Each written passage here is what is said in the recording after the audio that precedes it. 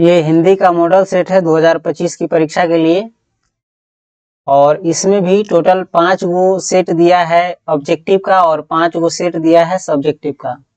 अगर हम इन सभी की तैयारी अच्छे से कर लेते हैं, सुन लेते हैं 2-4 बार भी और समझ लेते हैं, याद रखते हैं, तो आप परीक्षा में आराम से अच्छे नंबर लाइएगा और आराम से पास कर जाइएगा, कोई टेंशन नहीं है। बस आप इसको अच्छे से सुन लीजिए और समझ लीजिए और थोड़ा मन में रख लीजिए, इसको माइंड में रख लीजिए। तो आइए इस वीडियो को शुरू करते हैं और सबसे पहले सेट 1 जो है उसका ऑब्जेक्टिव देखते हैं। इसी प्रकार से बारी बारी हम 5 सेट की तैयारी कर लेंगे। तो आइए शुरू करते हैं।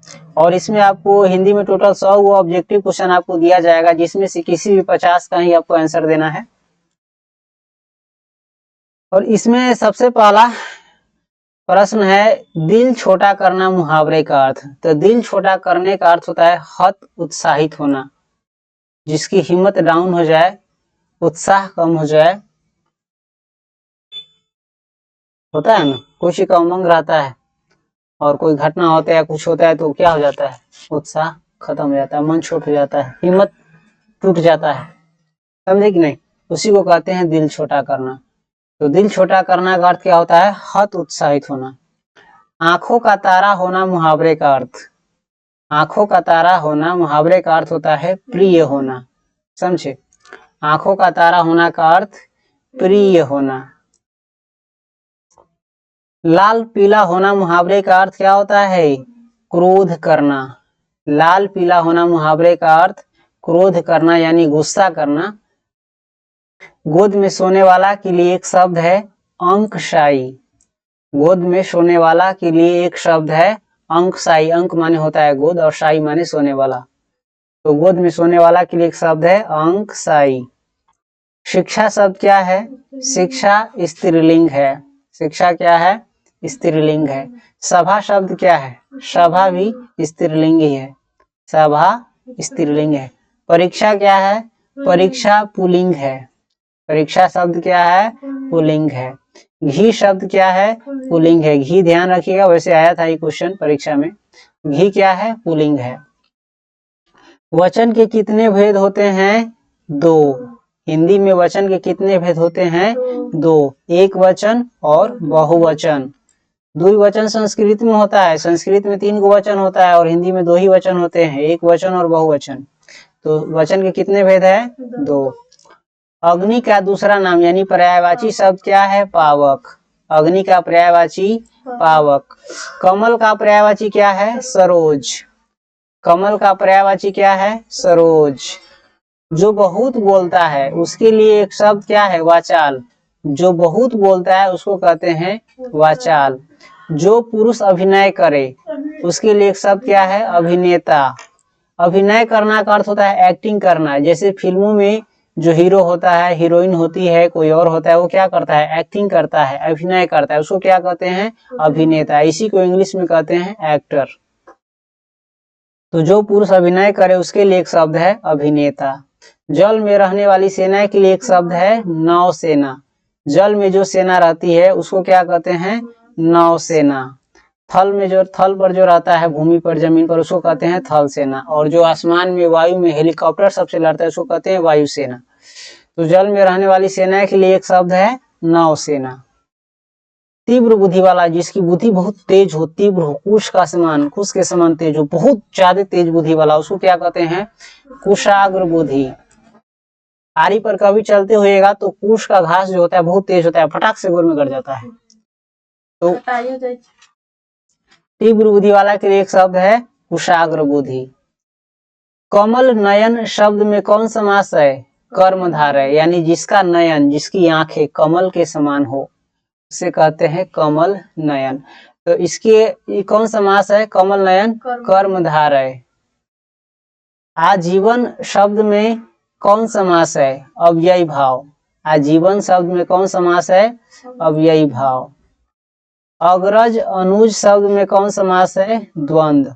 अग्रज अनुज शब्द में कौन समास है, द्वंद्व, जिसमें कहे ना ये बीच में लगा रहे योजक चिन्ह, जो डैश की तरह दिखाता है, घटाव की तरह, माइनस की तरह, इसको योजक चिन्ह कहते हैं। जोड़ने वाला ये चिन्ह है, ये दोनों शब्द को जोड़ रहा है। तो जिसमें योजक चिन्ह रहे वो होता है द्वंद्व समास। जैसे बता दिए थे माता पिता, चाचा चाची, भाई बहन, पति पत्नी, ये सब क्या है? द्वंद्व समास। नवरत्न शब्द में कौन समास है? दाल भात, ये सब बताए थे ना, दही चूड़ा, सब द्वंद्व समास है। नवरत्न में कौन समास है? द्विगु। नवरत्न शब्द में कौन समास है? द्विगु। नौ माने होता है नौ, नौ जो संख्या होता है ना, 8 पर से आता है 9, तो जो संख्या वाला हो वो होता है द्विगु समास। जैसे चतुर्भुज, पंचानन, पंचवटी, पंचानन, ये सब कौन समास है? द्विगु समास। आयुष्मान का पर्यायवाची शब्द क्या है? चिरंजीवी। आयुष्मान का पर्यायवाची शब्द क्या है? चिरंजीवी। जिसको आशीर्वाद दिया जाए कि आपकी आयु लंबी हो, आप बहुत लंबे समय तक ले जिए, उसी को कहते हैं चिरंजीवी या आयुष्मान। तो यदि महाभारत आप देखते होइएगा तो उसमें आयुष्मान भव इत्यादि बोलता है। अच्छा है, शादी के कार्ड में लिखा रहता है आयुष्मान, आयुष्मती, उसका अर्थ होता है लंबे समय तक जीने।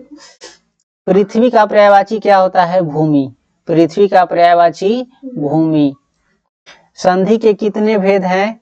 3। संधि के कितने भेद हैं? 3।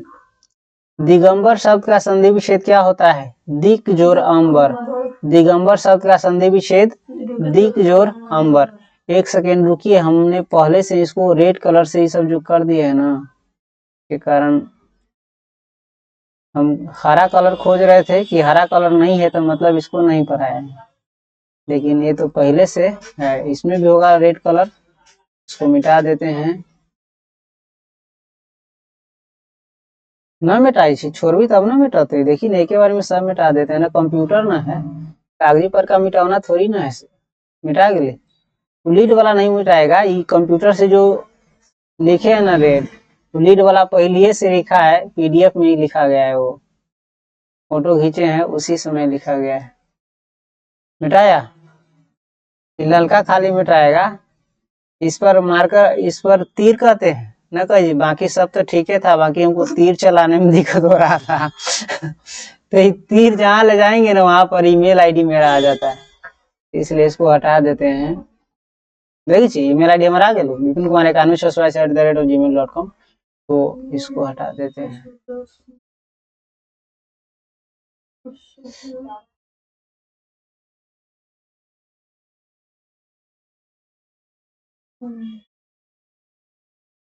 ईमेल आईडी वैसे दे दिए है, कांटेक्ट के लिए कोई दिक्कत नहीं है। चलो कहाँ पर हम थे? यहाँ पर थे।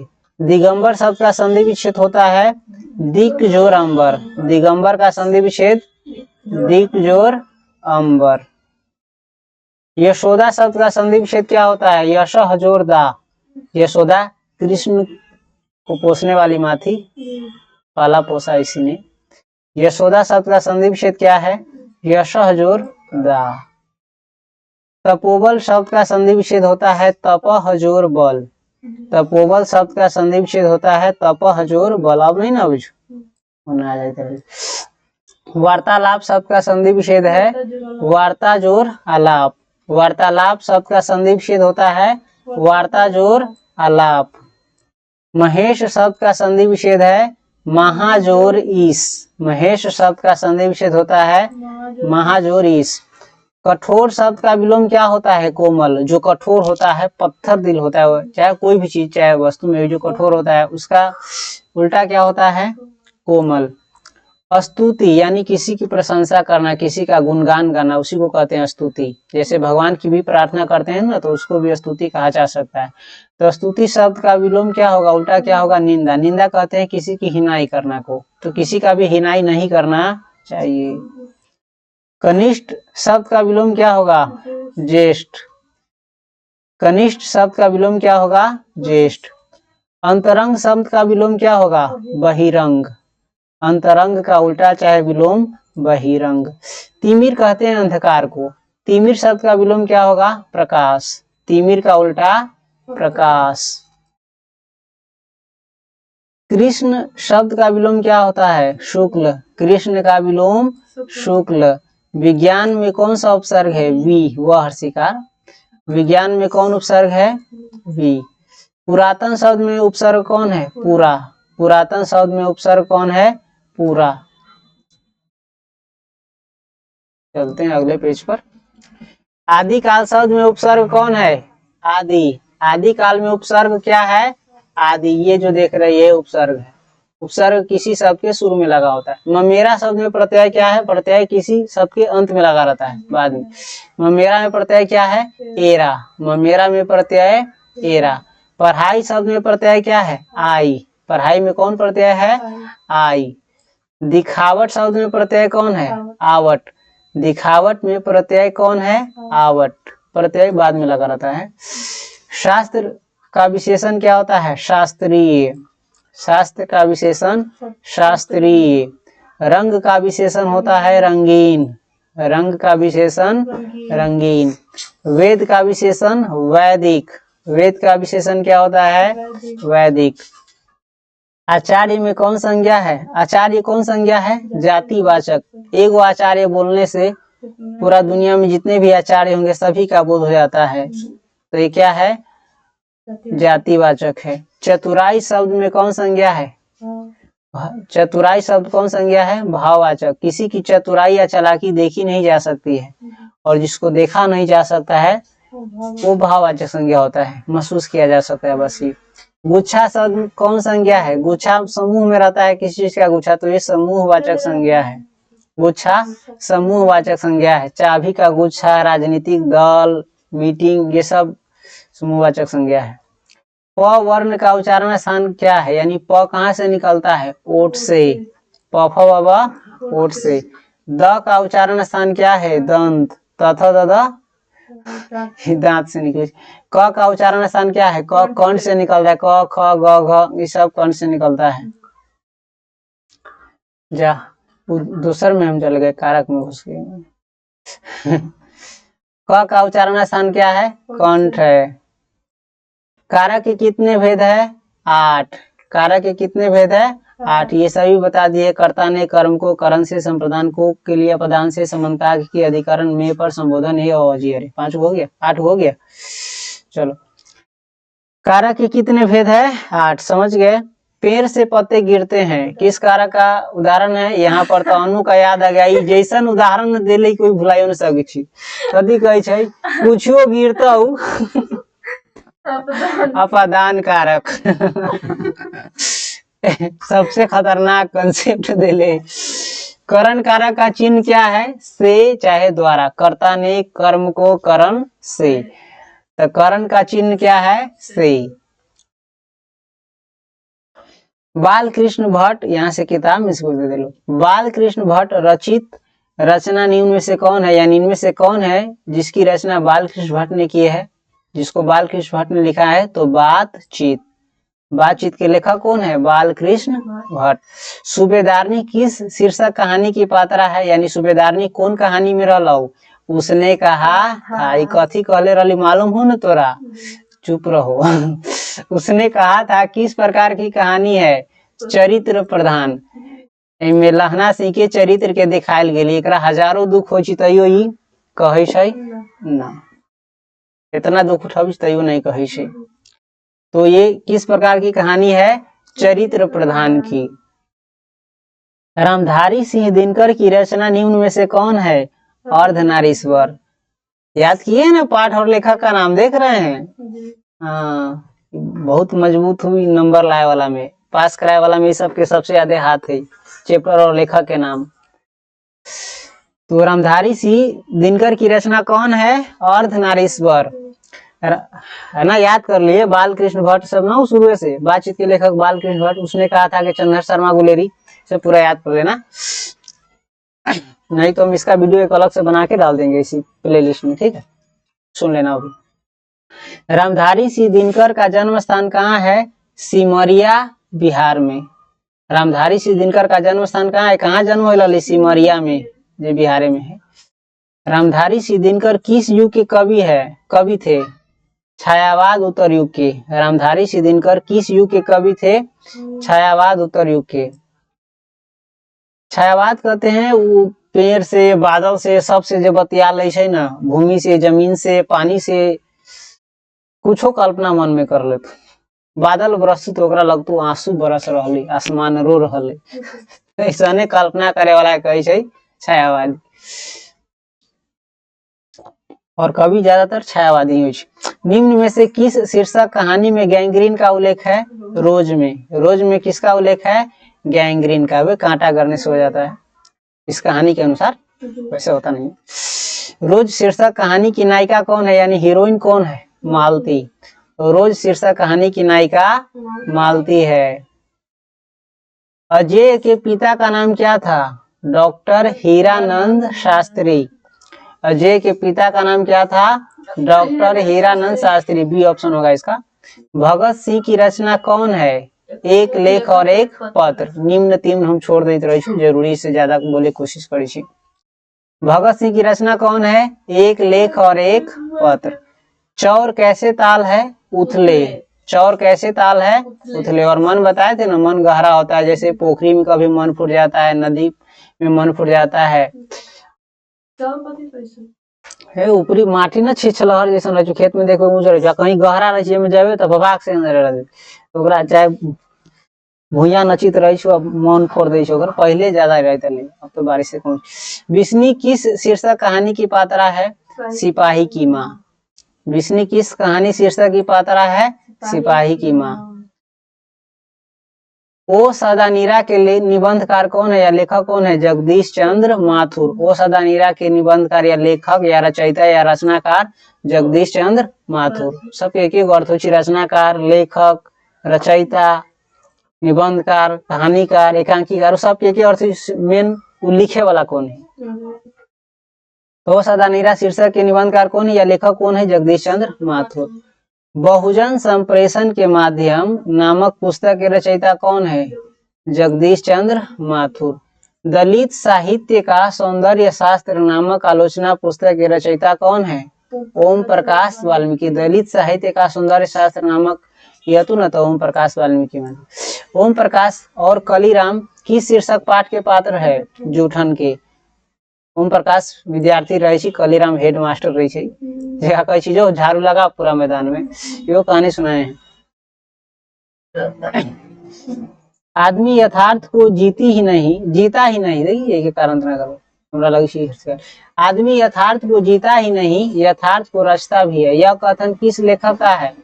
मलयज का। आदमी यथार्थ को जीता ही नहीं, यथार्थ को रचता भी है। यह कथन किस लेखक का है? मलयज का है। हंसते हुए मेरा अकेलापन शीर्षक पाठ के लेखक है कौन? मलयज। हंसते हुए मेरा अकेलापन के लेखक कौन है? मलयज। अब अकेलापन बहुत खराब होता है जिंदगी में, बहुत खराब स्थिति होता है ये। तिरिच शीर्षक कहानी किस, हम एक शिकार रही कितना बरस से, अब तो खैर हम ठीक हो गए सबसे। तिरिच शीर्षक कहानी किस प्रकार की रचना है? जादुई यथार्थवादी। तिरिच शीर्षक कहानी किस प्रकार की रचना है? जादुई यथार्थवादी। जे कृष्णमूर्ति की रचना निम्न में से कौन है? शिक्षा। जे मतलब जिद्दू। जे कृष्णमूर्ति की रचना कौन है? शिक्षा, यानी शिक्षा के लेखक कौन है? जे कृष्णमूर्ति। लीड बेटर के अनुसार जे कृष्णमूर्ति क्या थे? विश्व शिक्षक। लीड बेटर के अनुसार जे कृष्णमूर्ति क्या थे? विश्व शिक्षक, यानी पूरी दुनिया का शिक्षक। ओराव भाषा में धांगर शब्द का अर्थ क्या होता है? भाड़े का मजदूर। ओराव भाषा में धांगर का अर्थ क्या होता है? भाड़े का मजदूर, जिसको भाड़ा पर लाया जाता है मजदूरी करने के लिए। गंडक नदी की चर्चा किस पाठ में है? ओ सदानीरा में। गंडक नदी की चर्चा किस पाठ में है? गंडक नदी बहुत चंचल रही है, हमेशा ही अपना किनारा के तोड़ तार करते रही है। अगल बगल के जो घरों बसल तो तोड़ फाड़ दे, नदी में गिरा दे। तब एक बांध बन रही, बहुत मजबूत बांध। रामधारी सिंह दिनकर किस विश्वविद्यालय में उप कुलपति के पद पर आसीन रहे हैं? भागलपुर। रामधारी सिंह दिनकर किस विश्वविद्यालय में उप कुलपति के पद पर रहे हैं? भागलपुर। अब आप लोग किस कहाँ पढ़ेंगे? विश्वविद्यालय में, यूनिवर्सिटी में। ये सब बता दिए ना। पहला से पांचवा तकले को कहा जाता है प्राथमिक, और छठा से आठवां को कहा जाता है मिडिल स्कूल यानी मध्य विद्यालय, और नौवां दसवां को कहा जाता है हाई स्कूल यानी हिंदी में उसको कहा जाता है उच्च विद्यालय, और इंटर को कहा जाता है महाविद्यालय जिसको इंग्लिश में कहा जाता है कॉलेज। और इंटर के बाद अब किस में पढ़िएगा? विश्वविद्यालय में, जिसको इंग्लिश में कहा जाता है यूनिवर्सिटी। फिर आ जाते हैं, अब यूनिवर्सिटी में नाम लिखाएगा आप लोगों का। नहीं, अर्धनारीश्वर हिंदी साहित्य की कौन विधा है? विद्या नहीं, विधा है। विद्या अलग से होता है, ज्ञान शिक्षा, ये विधा में अन्य प्रकार होता है। अर्धनारीश्वर क्या है? निबंध है। स्पीच का उद्देश्य सुनने वालों के मन में जोश और उत्साह पैदा कर देना है। यह उक्ति है किसकी? बालकृष्ण भट्ट की। भाषण जब कोई देता है ना, तो भाषण देने के पीछे क्या मकसद रहता है? कि सुनने वाला जोश से उछल पड़े, उसमें क्या आ जाए? ऊर्जा आ जाए, जोश आ जाए, उत्साह आ जाए, तब ना जयकारा लगवित रही। प्रकृति वर्णन से संबंधित कविता है कौन? उषा। प्रकृति का वर्णन किस कविता में किया गया है? उषा में। आसमान। चलो, कवियों का कवि किसे कहा जाता है? शमशेर बहादुर सिंह को। कवियों का कवि किसे कहा जाता है? शमशेर बहादुर सिंह को। मुक्तिबोध का पूरा नाम क्या है? गजानन माधव मुक्तिबोध। मुक्तिबोध का पूरा नाम क्या है? संस्था नाम गजानन माधव मुक्तिबोध। ज्ञानेंद्रपति किस प्रशासनिक पद पर कार्यरत थे? यानी ज्ञानेंद्रपति कौन पद पर कार्य करित रही? कारा अधीक्षक यानी जेल के अधिकारी रही। गांव का घर कविता के कवि कौन है? ज्ञानेंद्रपति। सभी पढ़ा दिए हैं, ध्यान है कि नहीं है आपको? गांव का घर कविता के कवि कौन है? ज्ञानेंद्रपति। उषा कहते हैं सवेरा को, भोर को। उषा कविता के कवि कौन है? शमशेर बहादुर सिंह। उषा कविता के कवि कौन है? तुलसीदास का जन्म कहाँ हुआ था? राजापुर में, बांदा उत्तर प्रदेश में। तुलसीदास का जन्म कहाँ हुआ था? राजापुर में। कवि भूषण की कविता में कौन रस पाया जाता है? वीर रस। कवि भूषण की कविता में कौन रस पाया जाता है? वीर रस। इसी कविता पढ़ के मन में क्या आ जाता है? इंसान में वीर का गुण आ जाता है, तो वीर रस पाया जाता है इसमें। जयशंकर प्रसाद रचित महाकाव्य निम्न में से कौन है? कामायनी। जयशंकर प्रसाद के द्वारा लिखा गया महाकाव्य कौन है इसमें? कामायनी। सुभद्रा कुमारी चौहान का जन्म स्थान कहाँ है? निहालपुर। सुभद्रा कुमारी चौहान का जन्म स्थान कहाँ है? पुत्र वियोग शीर्षक कविता की कवित्री कौन है? सुभद्रा कुमारी चौहान। पुत्र वियोग के लेखिका कौन है? सुभद्रा कुमारी चौहान। मेरा खोया हुआ खिलौना अब तक मेरे पास न आया, यह पंक्ति किस शीर्षक कविता से? पुत्र वियोग से। देख रहे हैं कि कविता का लाइन दे दिया हुआ है और पूछ रहा है यह जो लाइन है कविता का किससे लिया गया है? तो पुत्र वियोग से। पंचायती राज्य में जैसे खो गए पंच परमेश्वर, यह पंक्ति किस शीर्षक कविता की है? गांव के घर की। जो लाइन है किस कविता में आया हुआ है? गांव के घर में।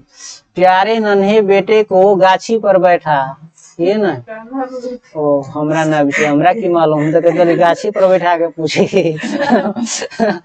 प्यारे नन्हे बेटे को शीर्षक कविता का नायक कहाँ का रहने वाला है? भिलाई छत्तीसगढ़ का। प्यारे नन्हे बेटे को गोदी में बैठा, कंधा पर बैठा। प्यारे नन्हे बेटे को कंधे पर बैठा। इस कविता में जो है नायक कहाँ का रहने वाला है? भिलाई का, छत्तीसगढ़ में। पूछी सी लोहा कहाँ है? दानव दुरात्मा एक, मानव की आत्मा एक, यह पंक्ति किस शीर्षक कविता की है? जन जन का चेहरा एक की। जब ही आएगा एक ना, तो जन जन का चेहरा एक मारिएगा। छत्रसाल दशक के रचनाकार कौन है? भूषण। छत्रसाल दशक के लेखक कौन है? भूषण। कवि जायसी की रचना कौन है? कड़बक। कवि जायसी, मलिक मोहम्मद जायसी की रचना कौन है? कड़बक। याद रखिएगा ये सभी, नहीं तो ये सब किताब सब पढ़ने में इतना मजा आता है, पढ़ाने में इतना मजा आता है, अब सीखने को भी बहुत कुछ मिलता है। खैर वो समय ही निकल गया, अब क्या सीखिएगा। छत्रसाल दशक के रचनाकार कौन ही हो गया? कवि जायसी की रचना ये भी हो गया। चित्रलेखा नामक रचना के रचयिता कौन है? जायसी। चित्रलेखा के रचयिता कौन है? जायसी। जायसी किस भक्ति शाखा के कवि है? प्रेम मार्गी। जायसी किस भक्ति शाखा के कवि है? प्रेम मार्गी। ये तो अपने देख रहा है, प्रेम पर कविता लिखा। सूरदास किस काल के कवि है? यानी सूरदास किस समय के कवि है? भक्ति काल के, यानी भक्ति समय के। काल माने हुई समय। सूरदास किस समय के कवि है? भक्ति काल के। पाठ्य पुस्तक में, यानी आपने जो पुस्तक पढ़ा है दिगंत, उसमें सूरदास रचित पद कहाँ से संकलित है? सूरसागर से। सूरदास रचित पद कहाँ से संकलित है? सूरसागर से। तुलसीदास रचित सूरदास कला नाम पर जब केकरो सूरदास कला को देखिए घर में कोई चीज ना मिलता तो ये सूरदास। चलो देखो, ये तो दो क्वेश्चन खत्म कर लेते हैं, उसके बाद जो बात करना होगा बोलना। सूरदास की बात करो। तुलसीदास रचित सर्वश्रेष्ठ महाकाव्य कौन है? रामचरितमानस। तुलसीदास के द्वारा रचित सबसे श्रेष्ठ महाकाव्य कौन है? रामचरितमानस। इसके बारे में बताए थे। ये पत्नी से बहुत ज्यादा प्रेम करी दली, पत्नी एकरा गाड़ी दिल गई। कैसे लोग सब कथी सोचती है, दूर अब तू लोग के अब हम कथी तब क्या बन गया? ये बैरागी बन गए, तब बड़का महाकाव्य की रचना करे लगले। इसलिए कभी कभी लोगों के बारे में नहीं सोचना चाहिए, अपने जीवन के बारे में सोचिए। आप राम भगवान भी बन जाइएगा ना, फिर भी लोग कुछ ना कुछ कहेंगे। सीता भी बन जाइएगा, फिर भी कुछ ना कुछ कहेगा। और नहीं है तो उदाहरण देख लीजिए, श्री कृष्ण भगवान को भी कुछ ना कुछ कहबे करता है। किसी को छोड़ता नहीं है आदमी। तो लोगों की बातों पर उतनी ध्यान नहीं देना चाहिए यदि आप अच्छे से जीवन जीना चाहते हैं तब। नहीं तो बर्बाद करना चाहते हैं तो सुनते रहिए लोगों की बातें।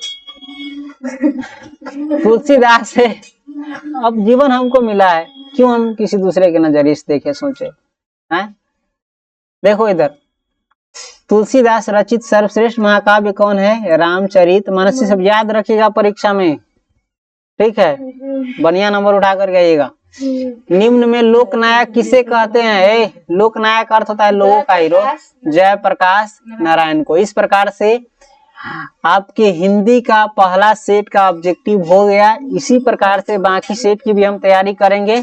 और इस वीडियो को 2 बार 3 बार 4 बार देखिए ताकि आपके दिमाग में ये याद हो जाए। तो ये वीडियो यहीं तक था, मिलते हैं फिर अगले वीडियो में। तब तक के लिए धन्यवाद।